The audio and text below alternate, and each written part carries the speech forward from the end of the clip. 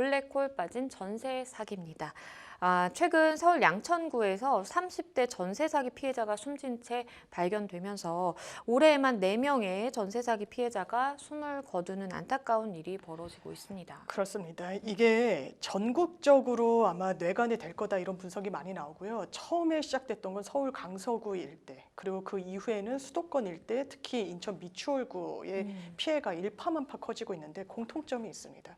신축 빌라라는 점이 있어요. 신축 빌라는 일단 수도권의 아파트나 서울의 빌라 아파트에 살기 어려운 2030 학생들이나 아니면 신혼 부부들, 그리고 이제 막 사회에 첫 발을 내디딘 청년층들이 선호하는 곳입니다. 네. 왜냐하면 가격은 비교적 저렴하고 신축이기 때문에 상당히 컨디션이 깨끗한 그렇죠. 거예요. 많이 뭐 풀 옵션이다 해가지고 많은 자재들이 들어가 있기도 하고요. 그런데 한 가지 함정이랄까요? 이런 부분은 시세 조회가 어렵다는 거예요. 그렇죠. 빌라는 기본적으로 공식적인 시세 조회가 제대로 측정되지가 않고 신축은 더더군다나 그렇습니다. 그래서 기본적으로 이런 사기 일당들의 패턴을 보면 아주 대대적으로 사기를 친 일당들 같은 경우에는 공인중개사 같이 가담하고요. 감정평가사까지 가담하는 경우가 있습니다. 감정평가사는 왜 가담을 하냐? 이 불법에 얼마짜리 집인지 사실 대략적으로 나와요. 들어간 건축비가 있을 거고 시세 같은 게 그렇겠죠. 주변 조회가 있는데 이걸 부풀리는 겁니다. 같이 모의를 하는 거죠. 그러면 그 말을 믿는 거예요. 그러면 사실은 1억짜리 집이라고 하면 되는데 3억이다. 3억인데 우리가 싸게 2억에 내놓겠다.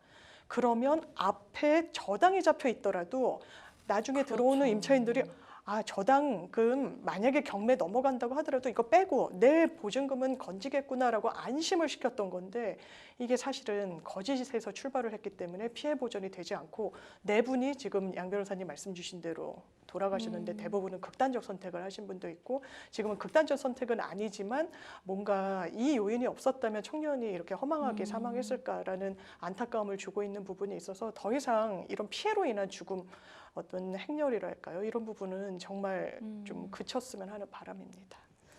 일단 정치권에서는 이 대책 마련을 하고는 있지만 사실 근본적인 이 해결책이 되지 못하고 있는 게 사실입니다. 이 가운데 여야가 전세 사기 특별법을 처리하는데 합의했다고 하네요. 네, 전세 사기 특별법의 말 그대로 우리 빨리 이 부분을 국회에 통과시키자라는 데까지 그래서 마지막 시한을 언제까지로 하자라는 데 합의한 정도지 이 강론으로 들어갔을 때는 내용에 상당한 격차가 많은 거예요.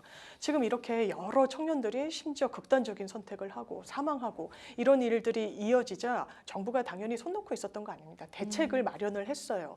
그랬을 때 정부의 이런 전세 사기 대책의 가장 큰 골자는 이 주거의 안정을 좀 지속해 주겠다는 데 방점이 찍혀 있습니다. 그러니까 당장 이게 경매 들어가죠. 이미 많은 이 주택들은 경매에 넘어갔거나 넘어가고 있거든요. 그럼 주인이 바뀌면요. 임차인은 자신의 어떤 권리를 더 이상은 좀 관철시킬 수가 없는 겁니다. 그럼 말 그대로 정말 길로 나와야 되는 거예요. 그러니까 경매가 진행 중이면 임차인, 당신들이 먼저 이거 낙찰받을 수 있게 우리가 우선 매수권을 행사할 수 있도록 법적으로 좀 조치를 해주겠다라는 게 하나가 있고요. 네. 경매 받기 싫을 수도 있잖아요. 그렇죠. 왜냐하면 거의 대부분이 이 보증금도 지금 대출을 다 가져와가지고 메웠는데 또 대출을 해서 이 그렇죠. 집을 산다? 그리고 이 집은 임시적으로 살려고 주거공간으로 정했을 수도 있는 거고 이사를 가야 되는 형편이 있을 수도 있는 거고 이런 여러 가지 사정이 다 사람마다 다르기 때문에 그렇다면 LH공사에서 아예 그 집을 낙찰을 받고 우리가 영구임대주택으로 전환을 해서 여기서 사주겠다. 살게 해주겠다. 그러면 당장 정말 길바닥으로 나앉지는 않게 되는 거예요. 근데 임차인들이 이 부분을 너무 좋은 정책이다. 이 부분을 수용하겠다 이러고 있냐. 피해자 대책에서는 이렇게 얘기하지 않고요. 정부 대책이 나왔을 때 제가 기사 한 토막을 봤더니 왜 우리를 진상 취급하느냐라는 게 있었어요. 그러니까 우리가 이 집에서 계속 살겠다는 게 아니다. 우리는 정말 우리 목숨과 바꾸고 있는 게 이 보증금이다. 전재산뿐만 아니라 대출을 굉장히 그렇죠. 7~80% 끼고 샀기 때문에 이 돈을 달라라고 하는데 최소한 당정의 정책은 이 수요를 잘 못 맞추고 있는 거예요. 그러니까 이제 민주당이랑 정의당에서 낸 특별법을 보면 아예 이 부분을 사주자. 이 사람들이 받아야 되는 보증금 반환 청구권이라는 게 있잖아요. 계약이 끝나면 내 보증금 돌려주세요라고 할 수 있는 법적 권리를 정부가 사자. 정부가 대신 이 사람들에게 돈을 주고 이걸 나중에 구상을 하자라고 하는데 정부는 난색을 표하고 있습니다. 왜? 이 돈이 구상이 제대로 될 리가 만무하거든요. 그래서 이 입장차가 잘 안 좁혀지고 있습니다. 말씀해 주신 것처럼 이 여야가 전세 사기 특별법을 처리하는데 합의를 하기는 했지만 입장차가 있단 말이에요. 이게 과연 잘 좁혀질지. 만약에 이게 가능하다고 하더라도 시간이 굉장히 좀 많이 걸릴 것 같아요. 그럴 것 같아요. 그런데 정말 한시가 바쁜 부분이거든요. 빨리 법 처리가 돼야 어떻게든 지원해 줄 수 있는 법적 근거를 가져갈 수 있는 건데 지금 이 부분이 사실 좁혀지진 않을 것 같습니다. 네. 이게 주무부처 장관이 원희룡 국토부 장관인데요. 일단 제일 우려하는 건 이게 안 좋은 선례가 될 수도 있다는 거예요. 이게 어떤 정부의 실책으로 아니면 정부가 잘못해서 직접적으로 이런 보증금을 돌려받지 못하는 어떤 결과가 도래됐다라기보다는 그렇죠. 실제로 몇몇 전세 사기 일당들 때문에 맞아요. 발생한 거잖아요. 근데 여기에 정부의 어떤 자금이 들어가게 되면 만약에 이후에 유사한 사례가 발생했을 때 그때 또 정부 지원금으로 해결을 할 것이냐. 그러기에는 재원이 한정이 돼 있다는 게 정부 입장이기도 하고요. 네. 이런 부분과 관련해서는 좀 입장차가 좁혀지지가 않고 있습니다. 그러니까 아까 말씀드렸던 민주당과 정의당에서는 아예 이 보증금 반환 채권을 정부가 사주자 이 입장에서 그럼 다 사는 게 아니라 일부만 보전을 해주자 뭐 이렇게 입장 조율을 하고 있기는 한데 이게 어떻게 매듭이 지어질지 좀 미지수고요. 그렇기 때문에 이제 민주당 이재명 대표 같은 경우에는 만약에 합의가 안 되면 지금 민주당이 다수석을 점하고 있으니 이 부분은 본회의에 또 회부해서 우린 통과시키겠다라고 얘기를 하는데 사실 양곡관리법도 그렇고요. 간호법도 아마 대통령이 거부권을 행사할 게 거의 확실시 된다라고 언론에 나오고 있는데 그렇다면 계속해서 거부권을 행사하는 또 국면이 펼쳐질 수도 있는 그런 상황인 것 같습니다. 이 한편 국내 전세 사기 사건으로는 처음으로 이른바 건축왕 일당에게 범죄단체 조직죄가 적용이 됐다라고 하더라고요. 그렇습니다. 사실 범죄단체 조직죄는 조직폭력배들을 그렇죠. 좀 의율하기 위해서 더 강하게 처벌하기 위해서 비난 가능성이 더 높다라고. 왜냐하면 집단으로 범죄를 모의하고 실행하면서 이제 선량한 피해자들을 내기 때문인데요. 전세 사기 일당들은 원래는 사기죄로 수사도 받고 이제 재판에도 넘겨졌는데 네. 더 강한 처벌을 위해서 범죄단체 조직죄라는 것도 적용하기로 이제 검찰이 좀 결정을 지은 겁니다. 그렇다면 실제로 어떤 부분이 달라지느냐? 이 사기 범죄 같은 경우에는요, 가중해서 처벌할 때 2분의 1형을 법정형에 더하게 됩니다. 그랬을 때 두 가지 이상의 범죄를 이 일당들이 저질렀기 때문에 15년형까지 가능한 거예요. 네. 그런데 이게 주범에만 그렇게 되는 거지, 뭐 아주 뭐 모집책에 불과했다든지 하면은 똑같은 혐의로 처벌은 받기가 어려운 겁니다. 똑같은 15년형은 받기가 어려운 건데 네. 범죄단체 조직 이러면 같은 일당인 거잖아요. 그렇기 때문에 같은 형 선고가 원칙적으로는 가능해지고 다만 이제 양형을 판단하는 데 있어서는 어느 정도 가담했는지 그 기간은 어떤지 사람마다 헤아리겠지만 일단 이렇게 크게 처벌을 할 수 있다는 거. 그리고 범죄단체 조직죄는 아까도 말씀드렸다시피 원래는 조직폭력배를 규율하기 위한 거였지만 이 법리를 조금 확장해 오면서 보이스피싱 일당들에게도 지금 범죄단체 조직죄. 왜냐하면 그렇죠. 범죄단체 조직은 기본적으로 강령이 있는지 여부를 살피고요. 그리고 명령 체계를 갖고 있는지, 그리고 이 명령 체계 관련해서 어느 형식을 채택하고 있는지 이런 걸 좀 두루두루 살펴보더라고요. 그런데 실제로 보이스피싱 조직하면은 말단은 가장 우두머리를 알지 못하지만 바로 그렇죠. 윗선에 알고 그 윗선은 또 위에 점조직식으로 움직이고 강령이 아주 명시적으로 있지는 않더라도요. 사실 어떻게 본인들 역할을 분담하고 누구는 어떤 일을 하고 누구는 돈을 수거해오고 아주 명확하게 돼 있거든요. 네. N번방 사건도 마찬가지였습니다. 역할이 아주 기능적으로 분배가 돼 있고 해서 이렇게 확대하고 있던 그 연장선상에서 전세 사기 일당에 대해서도 범죄단체 조직죄를 적용하기로 한 겁니다. 네, 그만큼 경찰도 이 범죄에 대해서 굉장히 엄중하고 또 심각하게 바라보고 있는 것 같습니다. 그런데 이 건축왕의 딸이 최근 법원에 개인회생 신청을 했다라는 소식이 알려지고 있습니다. 그렇죠. 지금 이 미추홀구의 건축왕 같은 경우에는요. 사실 수사가 진행됐을 때도 임차인들한테 큰 소리를 뻥뻥 쳤다는 거예요. 내가 수중에 지금 얼마가 있는 줄 아냐. 내가 갖고 있는 건물들만 다 헤아려도 뭐 7, 800억 된다. 이렇게 얘기했다는 거예요. 수사를 받으면서도 내가 건물 처분하고 갖고 있는 부동산 처분해서 이거 다 변제할 수 있다라고 해서 실제로 재산을 내역을 한번 살펴봤더니 완전 빌털털이었다는 거예요. 근데 그 딸도 여기 가담했거든요. 그렇죠. 그 딸은 어떻게 가담을 했냐? 사실 그 아버지가 다 뒤에서 조종하는 것을 자기 이름 명의를 또 빌려준 겁니다. 그런데 이 딸도 책임이 있죠. 같이 기소가 되고 처벌을 받아야 되는 상황인데 개인 회생을 신청했다는 거예요. 개인 회생이란 건 이제 파산과 회생이 있는데 파산은 그 당시 시점으로 빚잔치를 하고 이 채권자들에게 빚을 갚고 끝내는 절차라고 보시면 되고, 회생은 계획안을 내서 한 3년 거치로 어떻게든 돈을 월 얼마씩 갚아나가겠다라고 하는 거예요. 근데 채권자들 입장에선 내가 받아야 되는 원금의 이자 다 받지 못합니다. 그렇죠. 탕감이 돼서 그거를 또 오랜 기간을 유예시켜주면서 받는 것이기 때문에 일단 금전적으로는 보증금을 자기 이름으로 갖고 있던 걸 내질 못하는 거죠. 채무는 어마어마하게 쌓이니까 개인 회생 신청을 했는데 일단 빚을 받아야 되는 임차인들 입장에서는 괘씸하다고 할 수 있지만 개인 회생 역시 법이 보장하고 있는 절차다 보니까 그 경과를 한번 지켜봐야 되는 상황이 됐습니다. 말씀해 주신 것처럼 사실 만약에 개인 회생 신청이 이제 받아들여지게 돼서 회생 절차가 개시가 되면 그럼 피해자들의 입장에서는 굉장히 좀 부당하다고 많이 느낄 것 같아요. 그렇죠. 일단 회생에 딱 돌입을 하게 되면 포괄적 금지 명령이란 걸 내립니다. 이 여기서의 말하는 포괄적 금지라 함은 채권자들이 채권 행사를 하기 위해서 하는 여러 절차들, 가압류, 경매, 압류, 집행 다 일시 중단하라는 거예요. 왜 그러면 회생으로 들어갔을 때는 채권자들이 여러 명이 있습니다. 누가 먼저 권리 행사를 했다라고 해서 그 일부 돈을 다 가져가 버리면 나머지 채권자들은 전혀 돈을 못 돌려받는 거예요. 그러니까 중단해라. 지금 딱 재산을 동결해서 이 돈으로 채권자들에게 다 안분해가지고 돈을 갚아라라고 하는 거기 때문에 일단 임차인들 입장에선 뭐 장단점이 있을 수 있는데 이를테면 장점이라고 하는 건 일단 경매 같은 것도 다 중단이 되기 때문에 자기 그 집에는 살 수는 있는 거예요. 일단 그렇지만 본인도 채권자 입장에서 권리 행사를 어떤 그 전세 기간이 끝났는데 돌려받아서 빨리 다른 곳에 이사 갈 계획도 세우고 있었는데 그렇죠. 그 돈은 돌려받지 못하는 또 애로점이 생기는 겁니다. 정말 전세 사기가 전국 곳곳에서 벌어지고 있는 상황인데요.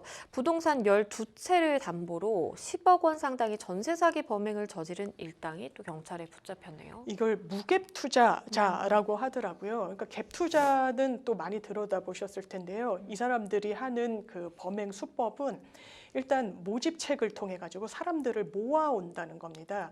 그리고 사실상 한 2억짜리 보증금의 집이면은 한 3억 이렇게 올려서는 이 임차인들에게 거의 90% 이상으로 임차인들이 내는 임대차 보증금으로 이 빌라를 사실 사는 거예요.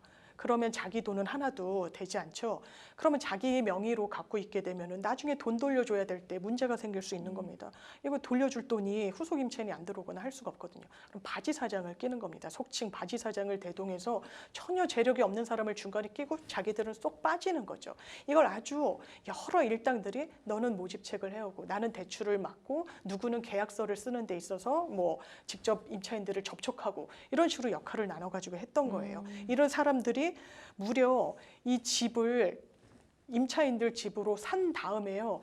그러면 자기 돈은 안 들였지만 자기 명의로 집을 갖게 됐잖아요. 그런데 이걸로는 수중에 돈을 갖는 건 아니잖아요. 이 빚을 갚아야 되고 하니까 거기에 또 추가로 근저당을 설정해서 돈을 빼돌린 겁니다. 거의 10억에 달하는 거예요. 여기에 가담한 일당만 지금 브로커 2명, 임대 명의 빌려준 속칭 바지 사장, 내 명의 가져다 써라라고 한 사람 4명 지금 구속돼서 수사를 받고 있고요. 이게 근데 과연 이 여기서 그칠 것이냐. 전국에 여러 유사한 범행들이 정말 단발적으로 나오고 산발적으로 나오고 있어서 앞으로 이런 전세 사기 뉴스는 계속 당분간 이어질 것 같습니다.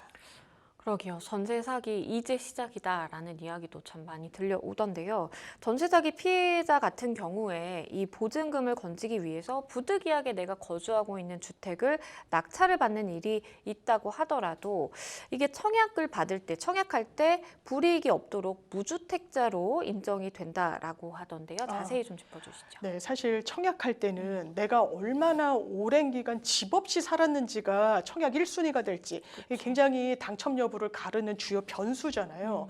그런데 아까 말씀드린 이를테면 인천 미추홀구에 내가 임차인이다. 나 울며 겨자 먹기로 경매를 받았다. 나 이 집에서 살고 싶은 생각도 없는데 내 보증금 다 날려먹을까 봐 어떻게든 나 이 집에서 살기 위해서 대출을 조금 더 끌어다가 이 집을 내 집으로 만들었다. 그러면 나중에 주택 청약할 때 당신은 그러니까요. 당신 집 있으니까 이거 무주택자가 아니군요. 실격. 이러면 얼마나 화가 그렇죠. 나겠어요. 그러니까 좀 규정을 바꿔가지고요. 관련된 규정이 주택 공급에 관한 규칙이라고 하는데 이걸 좀 손질을 해서 이를테면 내가 무주택자로 5년을 살았다. 근데 어쩔 수 없이 이런 전세 사기 피해로 인해 가지고 경매를 받아서 3년을 유주택자로, 그러니까 주택을 갖고 있는 소유권자로 살았다면 8년을 무주택자로 다 인정을 해주겠다는 거예요. 그리고 만약에 5년 동안 무주택자였다가 3년 동안은 또 경매받은 집에서 살다가 그걸 처분하고 2년이 경과했다라고 하면 총 토탈 10년을 무주택자 지위를 인정해 주겠다는 게 정부의 바뀐 방침입니다. 그런데 이 세입자가 임대인으로부터 전세금을 돌려받지 못해서 결국에는 이제 보증기관인 주택금융공사가 대신 갚아준 보증금, 대위 변제 금액이 이게 따져보니까 정말 어마어마하네요. 최근 5년간 1조 원에 달한다고 하더라고요. 제가 이 뉴스를 보고 깜짝 놀란 게요. 그러니까 대신 갚아준 거예요. 저희가 전세 살면 이 보험에 가입하는 분들 그쵸. 많으시거든요. 근데 전세가가 막 올랐을 때는 전세값이 오르면 이 보험금도 상당히 비싸요. 그쵸. 그래서 이제 보험값을 꺼리시는 분들도 있는데 좀 내가 안전하게 가겠다. 나는 이 보험 이 보증금을 나중에 소송해서 찾고 이러지 않고 내가 보험 들어가지고 이 돈을 일단 찾고 소송하는 거는 그냥 정부에 맡기겠다라고 선택하신 분들이 많아요. 그러면 이 전세를 가입하는 그 보험을 가입하는 곳이 허그라는 주택보증공사인데 거기서 실제로 전세 사기 내지는 어떤 사고가 나서 대신 갚아준 돈이 5년간 1조였다는 거예요.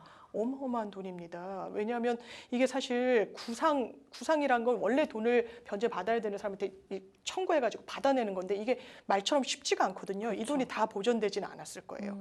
근데 연도별로 보면 2019년도는요. 이렇게 주택금융공사에서 대신 갚아준 돈이 2,689억 원에 달하고요. 상당한 액수입니다. 바로 다음 해인 2020년에는 2,300억 원이 넘습니다. 그리고 2021년에는 2,100억 원을 경신하고 2022년 3,000억을 돌파하게 되는데 합치면 5년간 1조 원을 넘게 되고요. 이것도 그렇다면 왜 대신 갚아주게 됐을까? 다 깡통 전세, 역전세. 그러니까 역전세라는 거는 매매가보다도 전세값이 더 높아. 그쵸. 못 돌려주게 되는 이런 상황이 발생했기 때문에 결과적으로는 이렇게 정부의 기금이 들어가게 되는 상황이었고요. 피해자들 이 집계를 내봤더니 아무래도 청년층이 제일 많았다고 합니다. 상황을 보니까 정말 2조 원에 달할 정도면 어쨌든 뭐 전세 사기까지는 아니어도 이렇게 전세 보증금 관련해서 피해를 보는 분들이 굉장히 많다라는 의미인데 지금까지 드러난 전세 사기 사건이 뭔가 빙산의 일각에 불과할 수도 있겠다라는 느낌도 드네요. 왜냐하면 한 언론사에서 정말 너무나 많은 주택을 보유한 악성으로 추정되는 임대인들 이렇게 집계를 내봤더니 전국에 산재해 있고요. 지금도 대위 변제해줬다는 곳, 이 지자체별로 살펴보면 수도권이 물론 제일 많기는 해요. 네. 서울, 경기, 인천이 전체 건수의 60%를 넘기도 했는데 지금 또 전세 사기 문제가 수도권에 집중돼 있기도 그쵸. 하고요. 근데 실제로 그 다음 도시들 집계를 내보면요. 경남도 상당히 많습니다. 1,708건, 1,700건이 넘는 대위 변제가 이루어졌어요. 그 이후는 부산이었습니다. 그러면 아직까지는 좀 수면 아래에 있지만 뭔가 위험이 그렇죠. 좀 내재해 있다라고 보고 좀 선제적으로 일이 터진 다음에 방어할 게 아니라 먼저 이런 지표로 확인이 되고 있다면 미리미리 점검하는 것도 이래서 필요할 것 같습니다. 전세 사기 피해자가 속출하고 또 극단적인 선택을 하는 피해자도 일부 생기게 되면서 전국 자치단체들이 이 피해자 지원 대책을 마련하느라 굉장히 좀 분주하게 움직이고 있는 모습입니다. 네, 경기도 같은 경우에는 좀 발빠르게 대응을 하고 있다 이렇게 평가가 나오고 있는데요. 네. 피해 규모가 일단 화성, 동탄에서 많이 발생하기도 했습니다. 그리고 경기도의 면적 자체가 넓어서 피해자들이 많이 있는데요. 네. 일단 피해자들이 협동조합 형태를 만들기로 했다는 거예요. 그래서 피해 주택을 아예 이 조합이 인수하는 방향 이렇게 강구하자 지자체에서는 법률 자문해주고 이자 차액 보전 등을 하면서 보전을 해주기로 했다라고 하고요. 또 이사를 가야 되는 상황에서는 경기도 차원에서 150만 원 이주비, 긴급 생계비 100만 원 지원해주는 좀 적극적인 조치를 했다라고도 합니다. 부산시 같은 경우에는요, 전세 사기 피해자 전담 지원팀 구성했고요, 법률 상담, 행정 지원하는 피해자 지원센터를 상설화해서 또 박수를 받고 있는 그런 상황이고요. 울산시 같은 경우에는 한국토지주택공사 LH공사랑 협약식을 체결하고 피해자 지원 전담팀 구성했고 요건을 충족하는 피해자들에게 최장 2년 시세의 30%로 거주할 수 있는 방안을 모색하기도 했습니다. 일단은 지자체에서도 굉장히 많은 노력을 기울이고 있기는 한데 정부가 정말 고심해야 되는 때인 것 같습니다. 글쎄요, 근본적인 이 대책 마련이 가능할까라는 생각도 드는데요. 우리가 어떤 점들을 좀 생각을 해볼 수 있을까요? 사실 임차인들 피해 대책위원회도 꾸려졌고 거기서 제일 원하는 방식은 이 집에서 계속 살고 싶다가 아니라 어떻게든 내 보증금 안전하게 되찾고 싶다는 겁니다. 거의 70% 이상의 비율로 나는 임대차 보증금을 정부가 좀 사줬으면 좋겠다라는 입장 내놓고 있다라고 언론에 나오더라고요. 이 말인즉슨 어떻게든 이 전세라는 제도가 한국의 좀 특수한 제도이기도 하고 워낙에 목돈, 더더군다나 청년층한테는 전재산도 아니에요. 예, 전재산인데 빚을 떠안은 전재산이기 때문에 너무 부담이 되는 겁니다. 이자가 지금 전 세계적으로 이윤이 높아지고 있는데 금리가 상승하고 있는데 그 후폭풍이 곧 미칠 수도 있거든요. 이런 상황에서 사실 감당이 안 되는 거예요. 사회에 첫 발을 띈 청년층에게 이런 사기를 치는 일당도 정말 문제라서 법리적으로는 범죄단체 조직이든 어떤 것이든 가중해서 처벌해야 되겠지만 정부는 처벌도 중요하겠지만 이걸 어떻게 마무리를 할지 한정된 재원이 있긴 하지만 어떻게든 더 이상 피해자가 나오지 않도록 좀 원하는 방향으로 그 방향의 좀 중간점을 잘 모색했으면 좋겠다는 생각입니다.